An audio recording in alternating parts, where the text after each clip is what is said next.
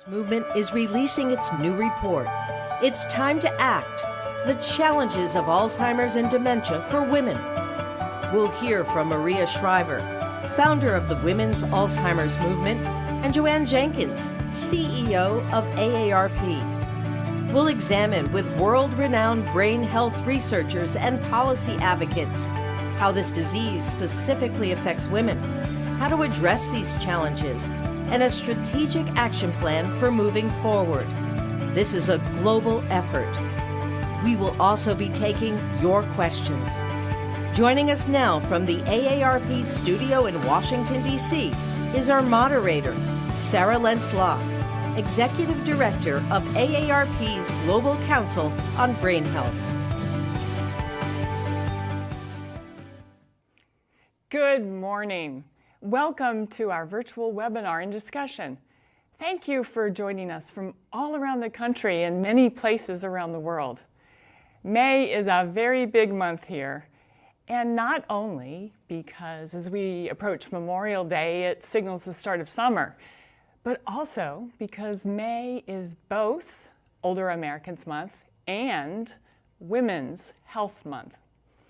So we have asked each of you to join us today as we release our new report and strategic action plan for women's brain health.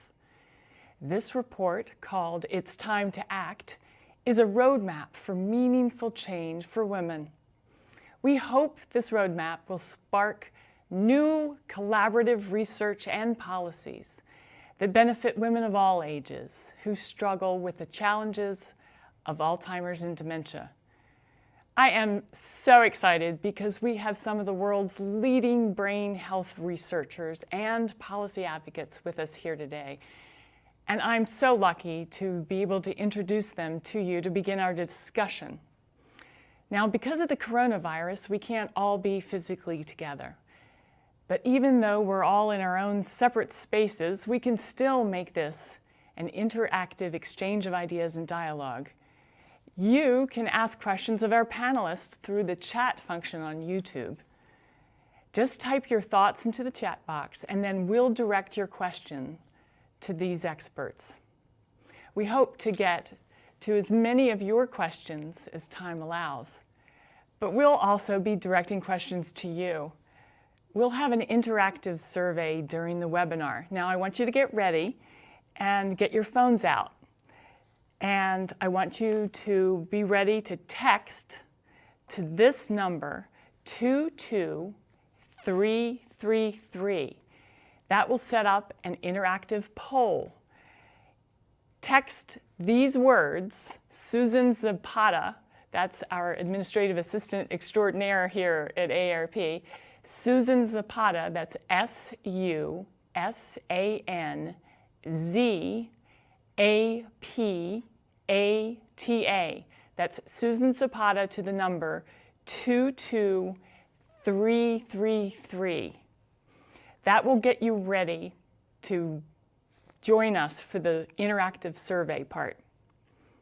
Now, to start us off, it is my great pleasure to introduce AARP's CEO and first woman Chief Executive Officer, Joanne Jenkins. Joanne is an inspiring leader and a devoted dementia advocate. Knowing how important brain health is to all people, but especially concerning to AARP members, people 50 and older, Joanne has made improving brain health a top priority for AARP. Welcome, Joanne, and thank you so much for being here today. Thank you, Sarah, and welcome to everyone, and thank you for joining us today as we release this important new report, It's Time to Act. The challenges of Alzheimer's and dementia for women. I especially want to thank Maria Shriver and her colleagues at the Women's Alzheimer's Movement for collaborating with us on this important study. And thanks to the support from AARP's foundation, A. Berry Rand Fund for Brain Health Research, we were able to convene 75 dementia research advocates and policy experts from around the world to assess the current state of research, identify gaps in knowledge, craft this report, and forge a path forward. It's been 10 years since the Women's Alzheimer's Movement partnered with the Alzheimer's Association and, with the support from AARP, released the Shriver report, which shined a light on the extraordinary burden Alzheimer's and other forms of dementia place on women. And while we've made progress, we still don't have enough answers about why women have an increased prevalence of Alzheimer's disease. And as our population ages, the physical, social, and financial burden on women caring for those living with dementia is continuing to grow as well. The lifetime risk for women to develop Alzheimer's disease after age 45 is estimated at 1 in 5. For men, it's 1 in 10. Women, therefore, are especially concerned about getting this disease because they are the ones at the greatest risk. And women, who make up more than 60% of family caregivers for people with dementia, report greater stress that role has than on those men. That's why this report is so important and so timely. It's Time to Act is the product of a year-long effort by AARP and the Women's Alzheimer's Movement to drive progress in women's brain health and address these challenges. What makes this collaboration unique is that it marries science and policy in a search for answers. It brings together experts from the Global Council on Brain Health, researchers specializing in women and dementia, and policy thought leaders. And because these issues are a struggle worldwide, we are working collaboration and joining us today from Australia, Uruguay, Italy, Brazil, and the United Kingdom for this virtual release. At AARP, we recognize we simply can't sit back and wait for a cure for Alzheimer's disease and dementia. We need to reduce the risk and improve care, as well as support innovative research. But we know that no one organization or researcher can do it alone. We need to tap into everyone's strength and also make a call for women to take ownership of their own brain health. This report reflects that. Its recommended strategic plan details a global strategy to help all women and their families who are contending with Alzheimer's and dementia, regardless of income, ethnicity, education, or cultural background. Our 5-step action plan strives to eliminate the stigma of dementia. Stigma stands in the way of diagnosis and quality care for this serious public health problem. To empower women to stay brain healthy. Science has shown that we can all do a great deal to promote our own brain health. To ensure that research is inclusive, researchers must learn why dementia affects so many women and underserved communities, and they should report such data in their findings. Support family caregivers. All family caregivers should have access to training and local services that help them provide dementia care. And they should have paid leave and health care benefits. Improve medical training for dementia. Healthcare providers must do a better job of addressing, spotting, and treating cognitive decline in older women. And I would be remiss if I did not point out that since the beginning of the COVID-19 pandemic, women are increasingly faced with even more stressful situations than normal. One day you go to bed as a mom, a spouse, a caregiver, and an employee, and the next day you wake up and not only are you juggling these regular roles, but suddenly you're a school teacher, a chief infection officer, a social distance enforcer, an isolation expert. Everything is so much more complicated. At AARP, we're helping empower women to have better brain health in their homes through our digital platform of Staying Sharp. Staying Sharp is our holistic approach to brain health, which is based on the reliable evidence synthesized by the Global Council on Brain Health. And during the COVID-19 lockdown, we tailored Staying Sharp to help people remain healthy and safe by keeping their bodies active and minds engaged. In May, in anticipation of this release, we crafted our information to focus on the unique needs of women, showing them how to build brain resilience. You can learn more about managing stress and maintaining your brain health during these trying times in the Guide to Women's Brain Health on stayingsharp.org. Articles in this guide provide insight and answers to many of your concerns, including 7 things women can do to protect their brains, better sleep and better brains, and so much more. So let me conclude by saying at AARP, we know that there is no cure for dementia yet, but we will all move closer when we better understand the role gender plays for those most at risk of this disease. As this remarkable collaboration demonstrates, we can come together and drive collective action on behalf of women everywhere, reducing both the stigma and the risk of cognitive decline. By tapping into everyone's strengths and urging women to take ownership of their own brain health, we can improve the lives of people living with dementia and their caregivers now. Women need to know they're not alone. The stakes are high, but we have an opportunity now to help women on their journey to better brain health. It's time to act. Thank you so much, Joanne, for those inspiring words. I want to next introduce Maria Shriver, really someone who needs no introduction, but nonetheless, I get the pleasure of doing so. So Maria Shriver is a mother of 4, an Emmy and Peabody Award-winning journalist, a 7 times bestseller author, an NBC News anchor, and a trailblazer for empowering women, and she uses her voice to do so. For purposes of this webinar, though, one of the things that you need to know about Maria is that she is a founder, because of her personal passions, of the women's Alzheimer's movement. And with that, I turn it over to Maria, and thank you very much for working with us and all the other organizations to bring these issues to the forefront. Thank you so much, Sarah. I'm super excited to be joining you all today from Los Angeles. I wish we were doing this in person, but I'm still super excited to be doing this virtually in this virtual webinar. So Sarah, thank you so much. Joanne, thank you for those inspiring remarks. And thank you to everybody here from around the world who has done so much work, not just in this report, getting us to this report, which, by the way, looks fantastic. I printed it out for myself last night. It's time to act. It's so beautiful. It's so smart. It's so inspiring. So bravo, bravo, Sarah, to you, to Sandy Gleistein, who worked on behalf of the Women's Alzheimer's Movement, and everybody who participated in making this report what it is today. It's certainly a collaborative and collective piece of work, which is so great. As Joanne mentioned, it's been almost 10 years since this report came out. The report, the Shriver report, that rocked the Alzheimer's world by reporting that women were disproportionately impacted by this Alzheimer's disease.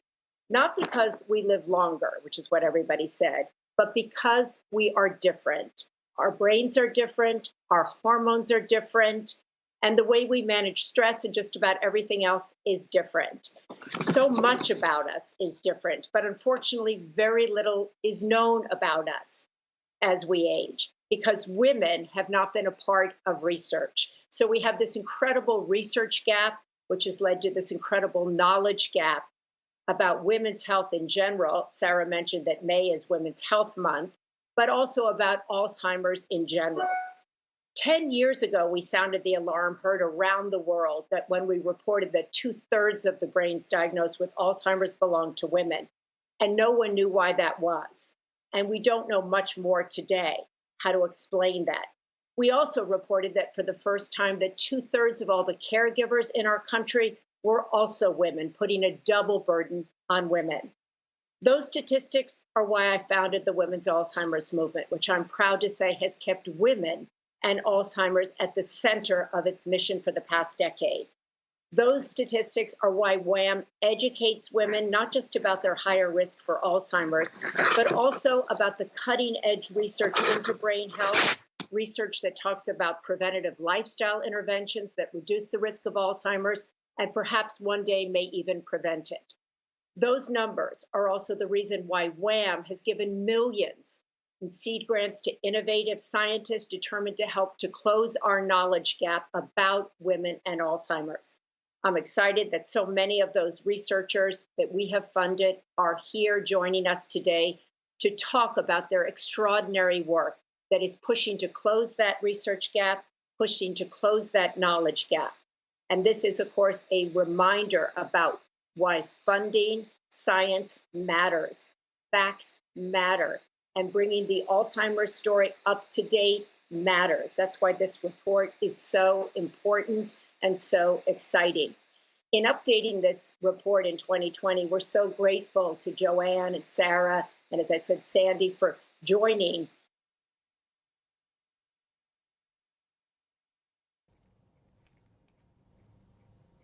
It requires all of us to come together and join together and share the information that we have, share the mission that we have, share the passion that we have. And here we are reporting to the nation once again. It shows why reporting is so important. It tells us where we are, and it also lays out a path for where we want to go. So clearly, advances have been made in the last 10 years, but none of us are where we want to be.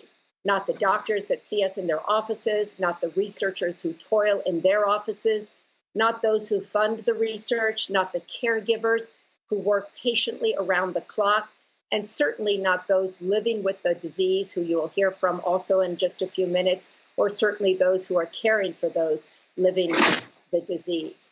All of us want us to do better.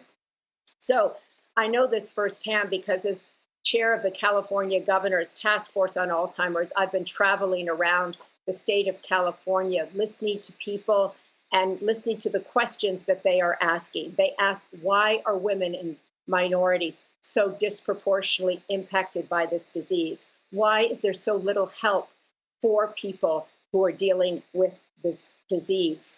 Why aren't there more social workers? Why aren't there more geriatric psychiatrists? Why aren't there more doctors in this disease? Why aren't there more caregivers? Why? And everywhere I go, that question comes up, which tells me that we need answers. 10,000 people are turning 65 every day, and all of them are concerned about this disease, as we should all be. And so the truth is, as I say, there isn't a person I know who doesn't wonder about whether they're going to get Alzheimer's, who doesn't wonder about their brain health. And the thing is, I think we've also learned over the last 10 years how multifaceted this disease is. So it will not be one thing that will bring us a cure for this disease. It will require all of us to share data, to share information, and to look in places that we have never looked before. I'm excited that more people are involved than there were 10 years ago. I'm excited that we're looking in different places than we did 10 years ago. But let's face it, this is the Mount Everest of diseases. This is the Mount Everest, and we're all climbing up this mountain together, and we cannot afford to turn back. It's tough, but I know the answer is up there if we all keep climbing forward. So if you think we were unprepared for COVID-19, let me say that we are going to be woefully, and we already are, unprepared for Alzheimer's. All you have to do is ask people who have it, ask families who are dealing with it, ask mayors, governors who are dealing with it firsthand in our community. This is why funding matters. This is why electing officials who believe in funding matters. This is a political issue. It's a professional issue. It's a personal issue. So Joanne talked about the importance of empowering people to know about what they can do about their brain health. That's a big pillar of this. We can all take responsibility for our brain health, but we also need political leaders to take responsibility. We also need professional people in businesses to understand that women need flexible hours, that they are juggling so many different things. And we need to bring all of these people into the Alzheimer's family, into the advocacy of Alzheimer's. So that I hope in 10 years when we gather, first of all, I hope we'll be gathering in person. I hope we will have answers that we don't have today, and I believe that we will. I hope we will know how to live healthy in your 80s and 90s. I hope we will have our first survivor of Alzheimer's disease. I hope we will have erased the stigma that Joanne talks about. I hope we will be able to pat ourselves on the back, and I hope we will be able to celebrate that all of us stayed the course, that we shared information, that we charted a path forward, and that we stayed on that path, even though it was incredibly difficult, even though that at times it felt hopeless, we stayed the course because the answer is there. I do believe it's in a tube or a research lab somewhere out there. I believe that it is within our grasp, it is within our reach if we stay here together. And so when people say to me, why do you focus on women? Isn't that sexist? I say, no, it's just smart to look in places that people haven't looked for decades. And in finding that answer, we will change the future for not just women's brains, but for all of our brains. So I'm so excited. I do believe that it is time to act like this report says. I'm so excited that we have a roadmap. I'm so excited that we have put numbers and that we have come together to create a status report that the nation can learn from and that can clearly see where we are and where we want to go if we go there together. So I'm super excited to hear from all the researchers today, to hear from those who are living with this disease, and to kind of learn from the experts who are out there day in, day out, working in small rooms behind the scenes where nobody sees them, working to change our lives. So Sarah, thank you so much. And thank you for believing in this report, putting so much work into it. You believed in it from the very beginning. You've worked so hard with your team over the last year, and I want to thank you from the bottom of my heart. I'm so excited. When I saw this come out last night and printed it, I just squealed with excitement. Bravo to you, to Sandy, to everybody who worked so hard to make this possible. Thank you so much, Maria. It's been a great project, and we've had a lot of help along the way, and many of our collaborators are on the phone right now. One of the things that we said is that to engage in this conversation, we have some of the world's leading experts. And our next presenter, we are very fortunate to have us join, is Dr. Marie Bernard. She is the Deputy Director of the National Institutes of Aging, which is part of the National Institutes of Health. As NIA's senior geriatrician, she serves as the primary advisor to the NIA director. In that capacity, she helps oversee $3.1 billion, that's billion with a B, dollars in aging and Alzheimer's disease research. She has been in the field for a long time, and so we've asked her to share the state of the science and the status of women in brain health and highlight some of the important work that the NIA has been doing. Dr. Bernard, welcome. We're so happy to have you join us. It's my pleasure, Sarah. Thank you very much. And we are very indebted to the American people, the American taxpayers who have through Congress, progressively increased the allocations to the National Institute on Aging. As noted, we're one of the 27 institutes and centers at the National Institutes of Health, and we are the federally designated lead research institute on Alzheimer's disease. And as of this fiscal year, we have a total of $3.5 billion, most of it actually devoted towards Alzheimer's disease research. So if you'll show my first slide, please. As Sarah said, I'm going to give you a sense of the state of the science. It's going to be at the 50,000 foot level. I'm going to talk about what we currently know, what we would like to know, and what NIA is doing to push that agenda forward. So what we currently know is, has been mentioned by Ms. Jenkins and Maria Shriver, about 2/3 of Americans are diagnosed, who are diagnosed with Alzheimer's disease are women. The majority of dementia caregivers are also women. We know that there are multiple genes associated with Alzheimer's disease, AD as we often call it, that confer risk for one sex more than the other. And we know that there are sex and gender differences underlying Alzheimer's disease risk at multiple levels, whether you're looking at the cellular level or you're looking at the whole human level, differences in diabetes and high blood pressure, or at the societal level, differences in educational attainment or assessment or accessibility, differences in stress levels. Next slide, please. What we would like to know are things like, what are the molecular mechanisms that underlie differences in risk factors?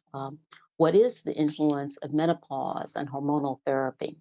What's the influence of behavior and social factors on Alzheimer's disease risk in one sex versus another? How do these differences manifest themselves across different racial and ethnic groups? That's a very pressing question, because we don't have adequate numbers necessarily of various racial ethnic groups to be able to answer those questions. Although in those cases where there are adequate numbers, we can see that there are differences that can help us to better understand this illness. And what are things that might account for differences in responsiveness to pharmacological interventions, drugs, and non-pharmacological interventions, things like exercise, cognitive training, et cetera. Next slide, please. So again, at a very high level, I'm going to talk about 4 areas that we are emphasizing to address the knowledge gap. This is not the entirety of what we're doing, but high-level things. We're promoting cross-disciplinary research. We're very, very pleased to be able to say that we've made outreach to our sister institutes and centers across NIH and now have more than 20 of the 27 institutes and centers with researchers who are focusing on Alzheimer's from lots of different perspectives. We're emphasizing collecting more advanced imaging and cognitive data from studies of perimenopausal and postmenopausal women. We're working hard to ensure the diversity of clinical trial participants. Just a couple of years ago, we unveiled a national plan to enhance recruitment into Alzheimer's disease clinical studies with an emphasis on underrepresented ethnic and racial minorities. And we're funding a broad portfolio on prevention research, particularly looking at areas that were highlighted in a 2017 National Academy of Science, Engineering, and Medicine and Agency for Health Research and Quality study that we supported that looked at the entirety of the literature with regards to interventions to prevent Alzheimer's disease. And they found that there was encouraging, although inconclusive, evidence for blood pressure control in people with high blood pressure, physical activity, and cognitive training. So these are some of the domains. We are looking forward to the outcomes of this research and hope in the next several years that those outcomes will help to further move the agenda forward. Thank you.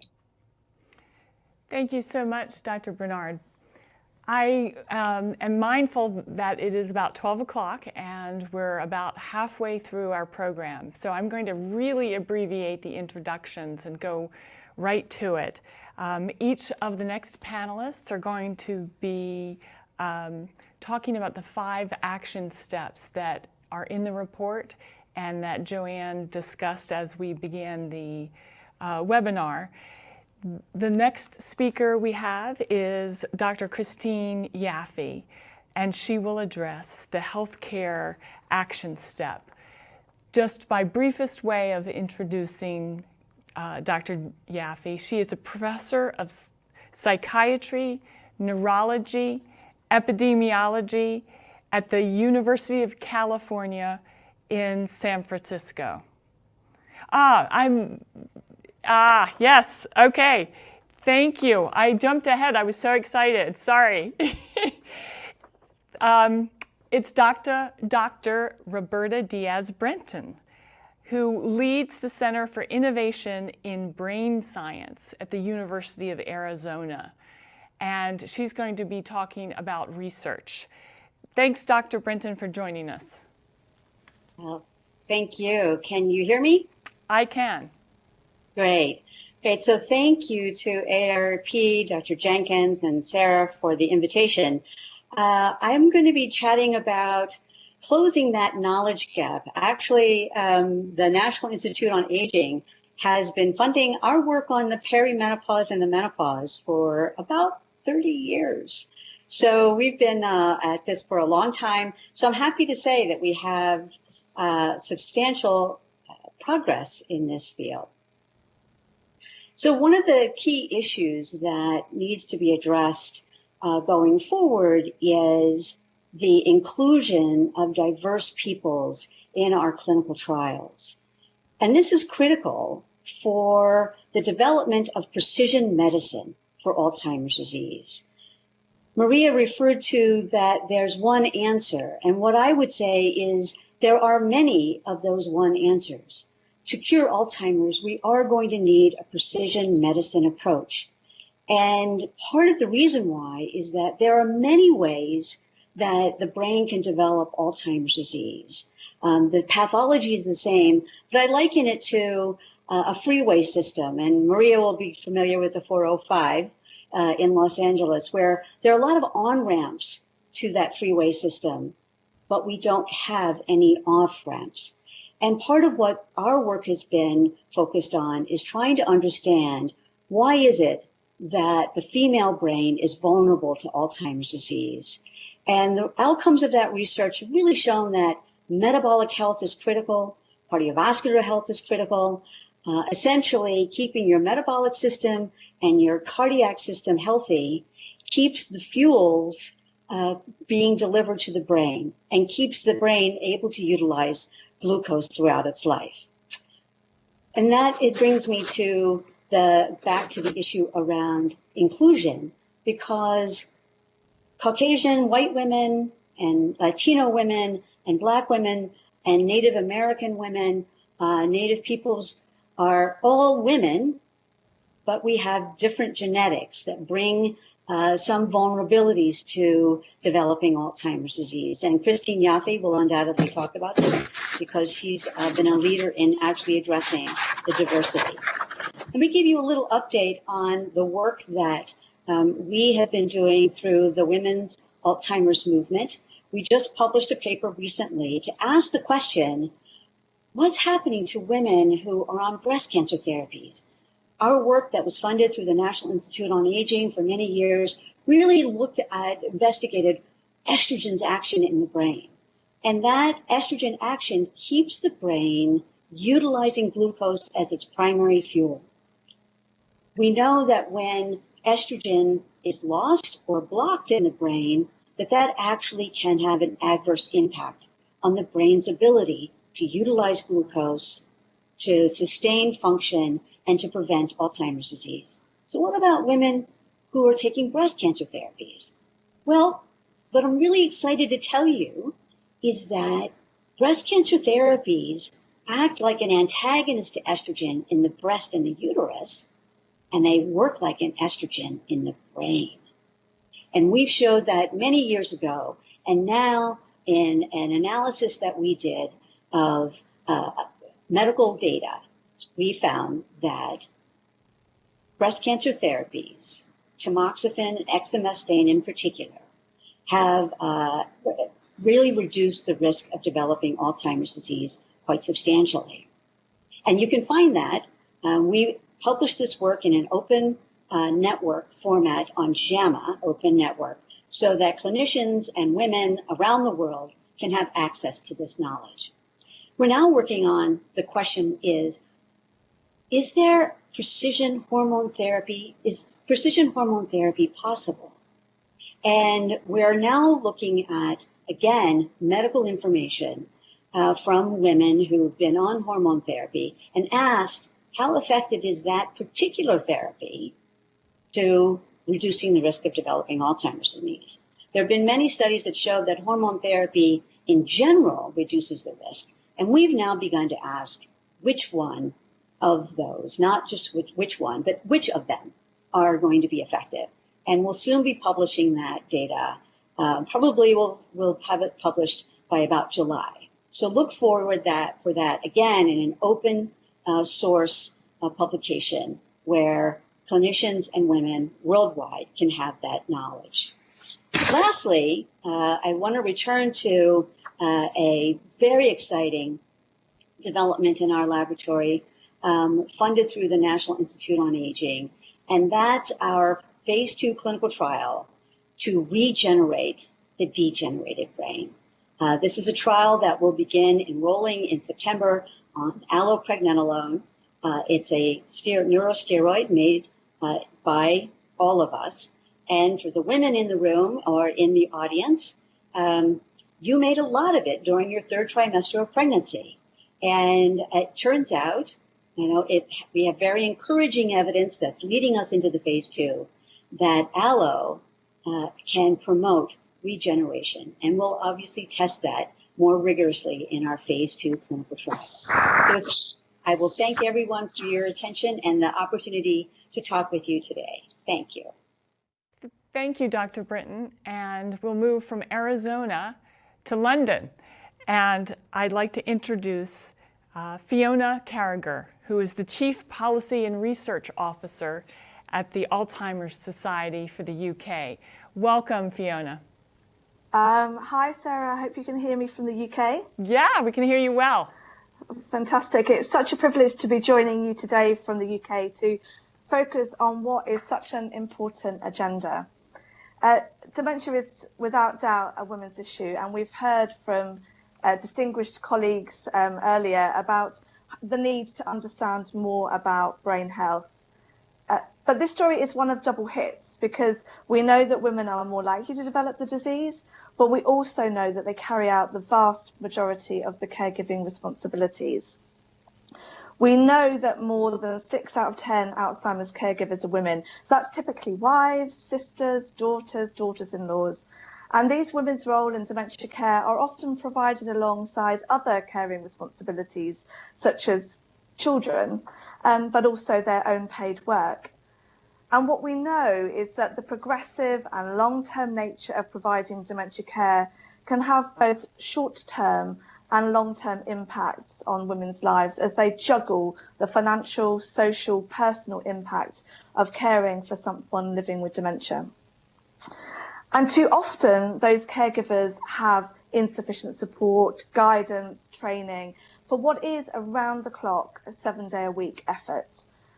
So it's absolutely no surprise that more than 40% of caregivers will have depression or anxiety at some point.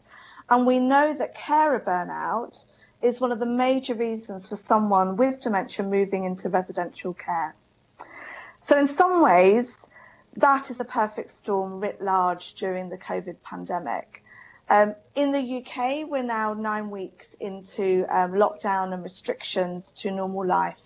And last Friday, the 15th of May, we had the first set of national statistics that gave us some understanding about what was really underpinning the deaths in this country. There are nearly 34,000 people who have died from COVID-19, and we now know the most common pre-existing condition for those dying of COVID-19 is dementia. 1 in 4 of the deaths in this country are somebody who has had dementia. And we're hearing day in, day out at Alzheimer's Society from family carers about their concerns from their loved ones and themselves. I mean, real emotional burden that they're facing. But this comes on top of sustained economic challenges that we know dementia caregiving has for women. And this report is so important because it highlights that stark fact. For example, 20% of family caregivers' income will go on those that they care for. And in addition, we know that the ability to work, have well-paid careers and save for retirement can be limited, leading to real concerns about financial resilience and security for women caregivers in older age. And we've done work ourselves in the UK and looked at global examples, and we've found exactly the same thing, that women's unpaid dementia care really does impact their ability to be employed.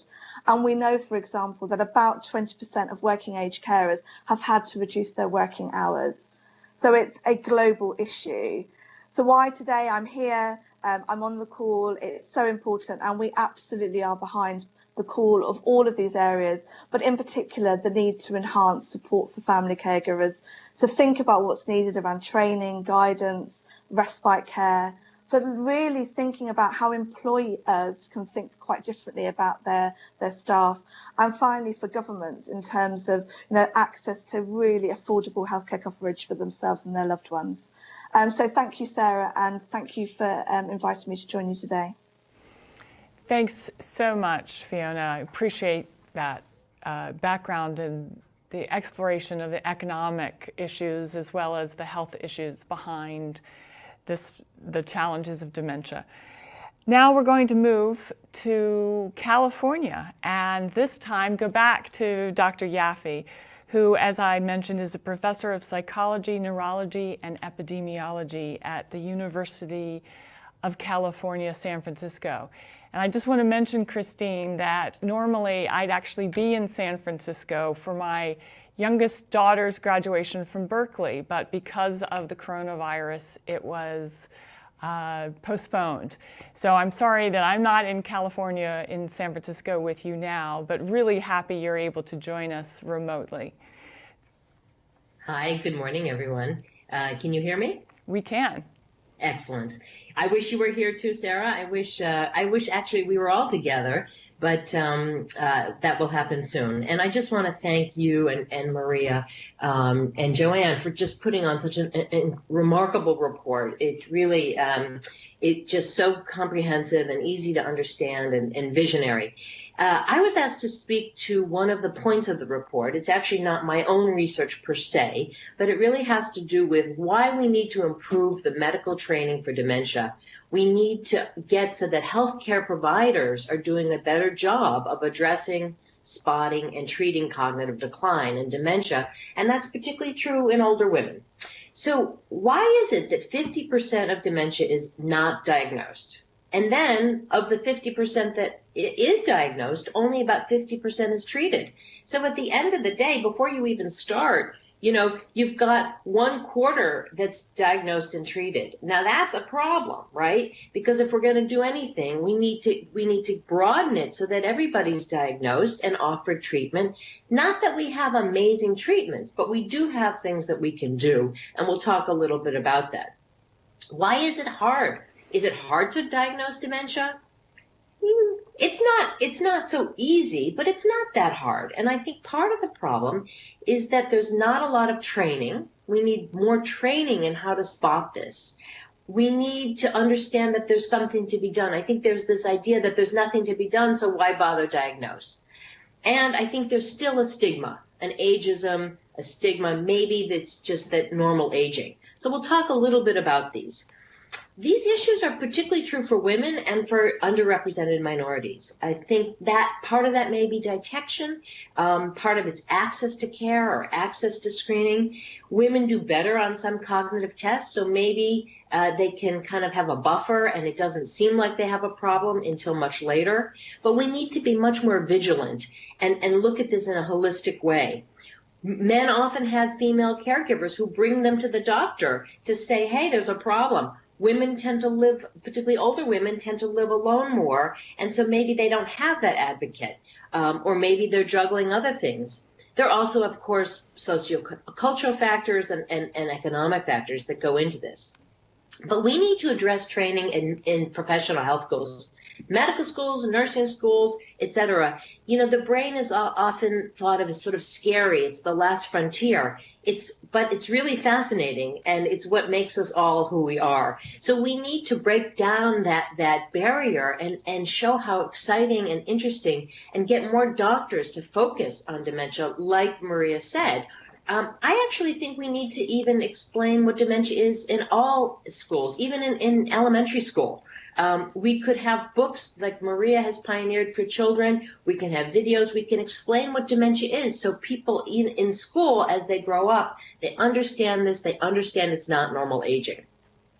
We also need to train the frontline responders. We hear a lot about this now with COVID. The frontline responders, the firemen, the police, the paramedics, they need to understand what dementia is so that people get the help they need and go to the right places and not end up in jail or in some inappropriate place.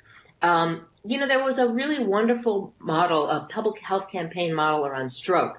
I think we could do something very similar. Explain to everybody what dementia is, how you detect it, why it's important to get to the bottom of this. And then another issue that we could explain is that it's not normal aging. Many people think this is just normal. Well, that's not true. And there's something you can do something about it. As you age, there are some minor changes, but they don't really get in the way. They don't affect your functioning. Dementia is much more serious, and it's a bigger effect on your day-to-day living. And I think we can explain that in a pretty accessible way. Also, we need to teach that we can do something. I think there are medications. They may not be the most amazing, but they work. There's planning, there's social support, there's brain health strategies such as the Staying Sharp that AARP has pioneered. There's so many things we can do.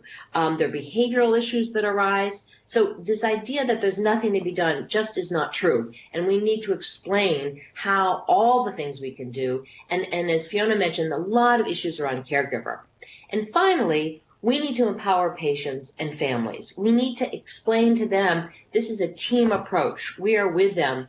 It's a team approach for healthcare, but it's also a team approach for the family and the patients. And that affects every aspect of this. So I look forward to partnering with AARP and WHAM and moving this huge issue forward in a really exciting way. Thank you to you all. Thank you so much, Dr. Yaffe.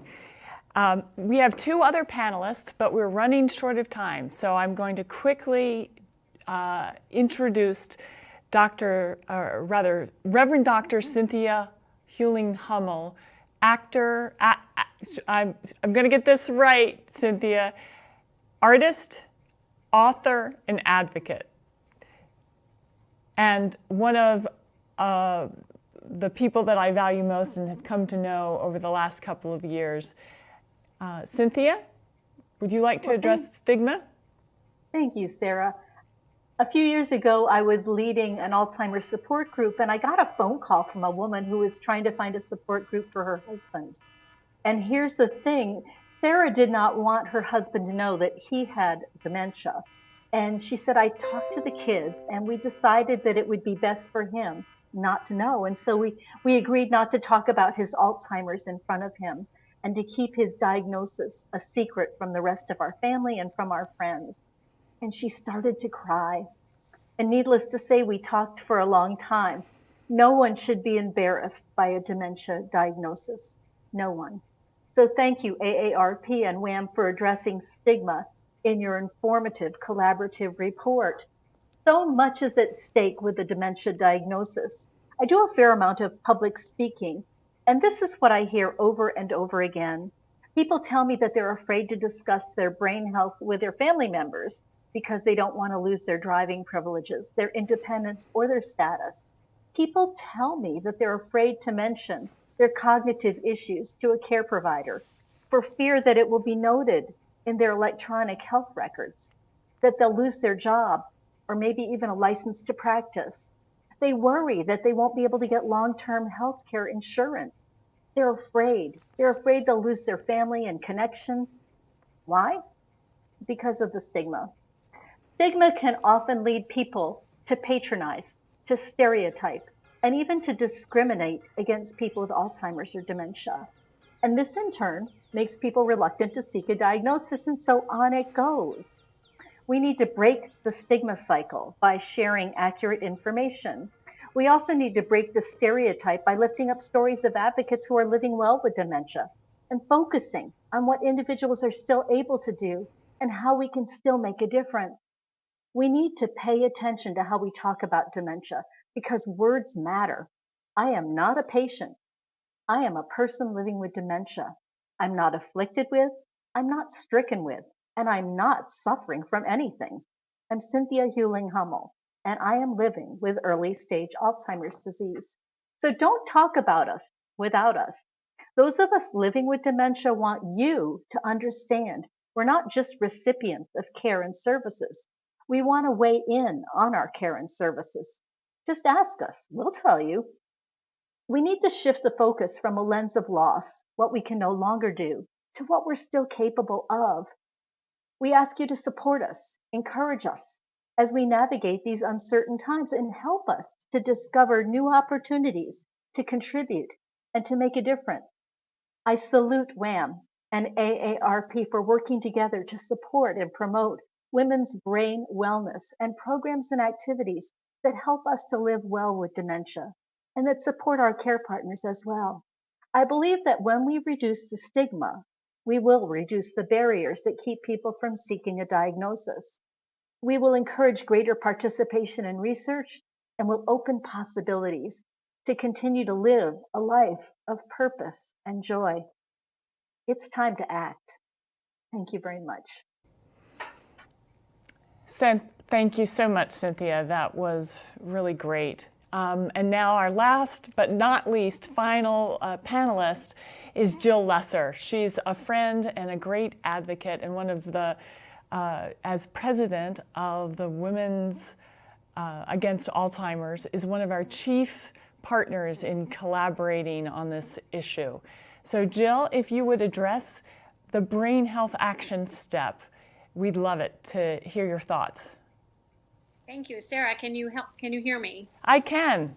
Fantastic. So first and foremost, I really just want to say my incredible thanks to you, Sarah, to Maria, to Joanne, and to everybody who worked so hard on this report. And I also do want to send a special shout out to those of us in our community and all across the world who've been affected by COVID-19.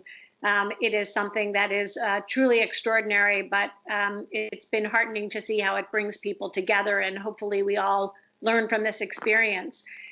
This report is phenomenal in so many ways, and it carries on the research that Maria has brought forward over the last decade. And one of the things that I really found most heartening about it is the numbers in your survey around empowerment. And how you are understanding and identifying the important piece that we have to bring to the table in terms of empowerment of women. And that's where I would really like to start. And I'd like to key off of something that Maria said earlier, which is her hopes for the future. And my hope sort of goes like this, and that is that brain health is part of our everyday conversation. It's a conversation that women, as the chief medical officers of many of our families, if not most of them, are having with their friends, with their family, with their physicians, and in general, normalizing brain health so that the conversation we're having now about Alzheimer's and dementia will become fewer and fewer over the years. And I say this because as all of us have, as we've spent the last decade thinking about Alzheimer's, we've also begun to see some really exciting research about the trajectory of cognitive impairment and brain health, and what we can do despite having many, many risk factors out there to preserve our brain health. And we've seen across a number of other diseases, whether it's mental health, whether it's cardiovascular health, whether it's diabetes in particular, that when we begin to have conversations about these diseases, we can start to think of them as from a prevention perspective. And I think as we have seen the research coming out from the Lancet Commission, from what's been said by the World Health Organization, through the extraordinary research in the Finger study, which is being recreated in many countries around the world, that there are so many interventions we can have to dismiss the stigma, as we heard earlier, but also to really enable us to take care of our brain health. So what have we done? We've sort of divided this at Women Against Alzheimer's and Us Against Alzheimer's into two categories, and we think that both are really important. The first is something that Dr. Yaffe talked about, which is making sure that the healthcare system is ready to take care of people's brain health. And when I mean take care of people's brain health, I was lucky enough to be in a conversation last night with Mandy Moore, who plays someone on television in This Is Us with mild cognitive impairment. It is striking to me that we now have characters that we're talking about mild cognitive impairment, and that Mandy Moore is bringing this issue forward as a 36-year-old woman. We need 36-year-old women and men to be having conversations with their doctors about their brain health in the same way they do about their cardiovascular health. We need people to understand that when they're exercising, eating right, sleeping right, lowering their stress, they're not just doing things for their hearts, they're doing things for their brain, so that we begin to normalize the conversation and we begin to take the patient into the conversation in the same way that Dr. Yaffe was talking about, making sure that the provider has what he or she needs to understand the trajectory of people's brains. The second thing that we're doing, and we've spent a lot of time engaged in research around what women want to know, is empowering women to go in and push those conversations. We've heard from the experts that the way to change the healthcare system is to change providers, to change policy, and to change the patients themselves. So when we went out in a large national survey with healthy women and some of the our own focus groups and talked to women about their brain health and what they know about it, they know very little, but all of them, such a high percentage, want to know more. They are willing to and anxious to talk to their providers. They don't know what to say. So one of the things that we did, and again, this is the tip of the iceberg, is to develop what we call the Be Brain Powerful campaign. And we've had thousands of women join our campaign, in part by taking the Brain Health Challenge. And you know, there are so many different ways in which we can do this, but one of the things we've learned is by having people sign up for a 30-day challenge and literally just talking to them every day about different aspects of their brain health, when we research them, or talk to them on the other side, they feel empowered. They say, you know, I never thought about how exercise and stress and eating right and sleeping right and engaging with my family can not only empower me to keep my brain healthy for a longer period of time, but it can give me the tools I need to talk to my physician. And so as we leave this amazing conversation, what I would say is I've started in my journey in talking about how we get to an end to Alzheimer's in talking about brain health.